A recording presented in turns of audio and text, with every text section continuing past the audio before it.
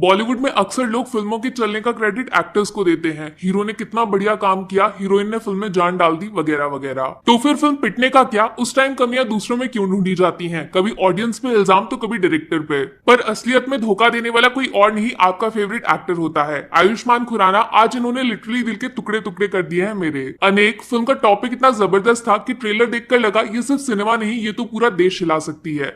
लेकिन दूर से चमकने वाली हर चीज सोना नहीं होती मेरे दोस्त। कहानी एक पहेली से जुड़ी हुई है जिसका नाम है जॉनसन। कहने के लिए नॉर्थ ईस्ट में कोई सीक्रेट ऑर्गेनाइजेशन है जो अपने स्टेट्स को इंडिया से तोड़ के एक अलग देश बनाना चाहती है। लेकिन इंटरेस्टिंग बात यह है कि ये जॉनसन आखिर है कौन, वो किसी को नहीं पता। झंडे पे बस किसी का चेहरा बना हुआ है जो शायद कई सालों पहले दुनिया को अलविदा बोल चुका है। अब इस पहेली को सुलझाने और देश के टुकड़े होने से बचाने की जिम्मेदारी लेके एक सीक्रेट एजेंट इस एरिया में एंट्री मारता है और नाम पहचान सब कुछ छुपा के खुद इस जॉनसन को भगवान मानने का नाटक करने लगता है। अब कहानी में ट्विस्ट यह है कि इस सीक्रेट ऑफिसर के दिमाग का रिमोट कंट्रोल दिल्ली में है, किसी बड़े नेता की पॉकेट में। लेकिन दिल इस एरिया में रहने वाली एक सुंदर सी लड़की के काबू में है जिसकी जिंदगी इनडायरेक्टली जॉनसन के साथ जुड़ी हुई है। अब अपना हीरो क्या चुनेगा, दिल्ली वाला दिमाग या जॉनसन वाला दिल? और ये जॉनसन सच में है भी या फिर सिर्फ एक भूत है लोगों को डराने के लिए? देखो बॉस, कहानी सुन के टिकट बुक मत कर लेना, वो मेरा टैलेंट है आपको फिल्म समझाने का। हकीकत में अनेक के अंदर आपको कोई कहानी नहीं मिलने वाली है, जीरो स्टोरी। मतलब ये शायद पहली ऐसी फिल्म है जिसकी ना तो कोई शुरुआत है, ना कोई इंटरवल और ना ही कोई क्लाइमैक्स। बस 2.5 घंटे स्क्रीन पर कुछ ना कुछ चलता रहता है। फिल्म का जो टॉपिक था वो इतना स्ट्रॉन्ग था जो पूरी नॉर्थ ईस्ट कम्युनिटी के रियल इश्यूज को नेशनल लेवल पे हाईलाइट कर सकता था। लेकिन हुआ इसका ठीक उल्टा।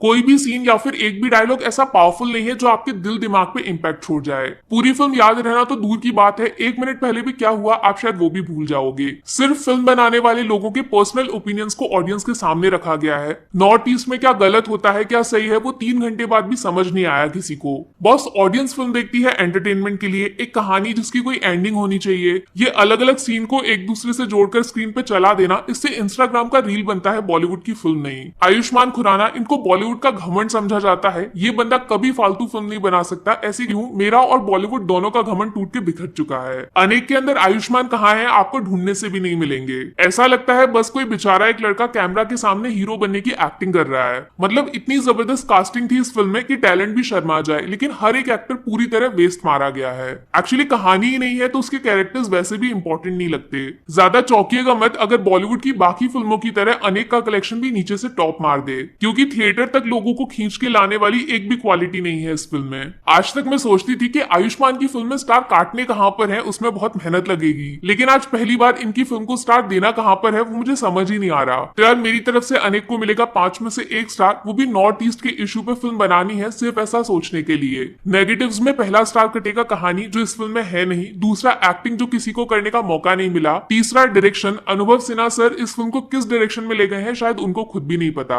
और चौथा आयुष्मान के लिए जब लोग आप पे भरोसा करते हैं तो उसका फायदा नहीं उठाना चाहिए, सिर्फ कद्र करनी चाहिए। घर में बत्ती गुल है या फिर गर्लफ्रेंड को प्रपोज मारने का आपका आइडिया फुल है तो चले जाओ, थिएटर खाली मिलेंगे।